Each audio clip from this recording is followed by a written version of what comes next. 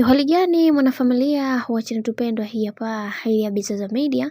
Kama ndo mara kwa kwanza basi nikusihi usisahau kusubscribe, like, kushare pamoja na kucomment. Bwana kumekucha, Ommy Dimpoz azidi kumvuruga bwana mkubwa Diamond Platnumz, na hii ni baada ya kuweza kumsema mambo mengi ambayo yaliweza kutokea katika nyimbo yake ambayo ameweza kuachia hivi karibuni, inakwenda kwa jina la Happy. Sasa hili jambo limewafanya watu wengi washindwe kuweza kuongea vitu vingi kuhusiana na mambo mengi ambayo yanayoendelea katika maisha, na wengi wao walitamani kuweza kuona kila kitu kinakuwa katika misingi iliyo imara, na wengi wao tuliweza kuona waliweza kufunguka vitu vingi na kusema kwamba katika kila hatua ambayo haki inayohusiana na swala zima la bwana mkubwa Diamond Platnumz lazima waweze kuhusishwa watu tofauti tofauti, na wengi wao wamekuwa wakizungumza mambo mengi kuhusiana na sakata zima ambalo linaloendelea kwa sasa hivi. Sasa Ommy Dimpoz amekuwa moja kati ya mtu ambaye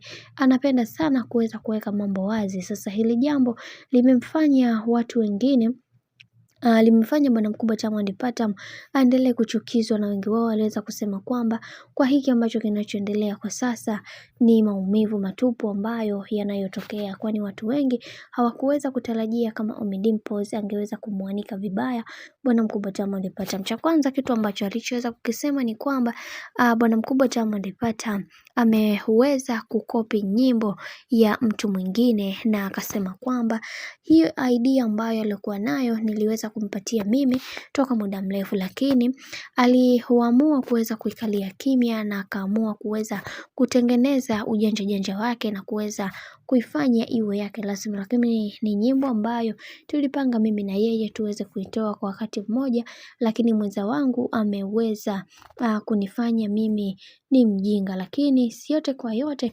ninamwachia Mungu katika kila kitu ambacho kilichoweza kutokea, kwa sababu anasema siku zote anaye kufanya mjinga na wewe jifanye hivyo hivyo mjinga. Sasa hapa moja kwa moja inaonekana bwana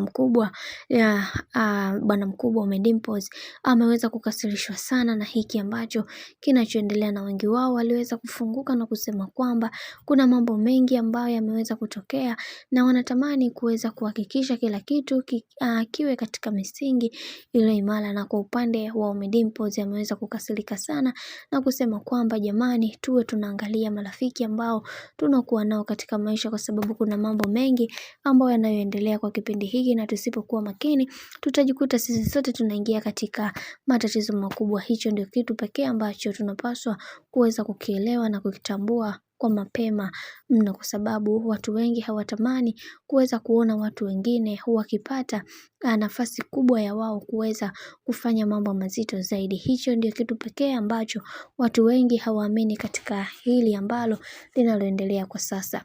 Bwana, mambo ndo kama hivyo ambavyo unavyozidi kuona.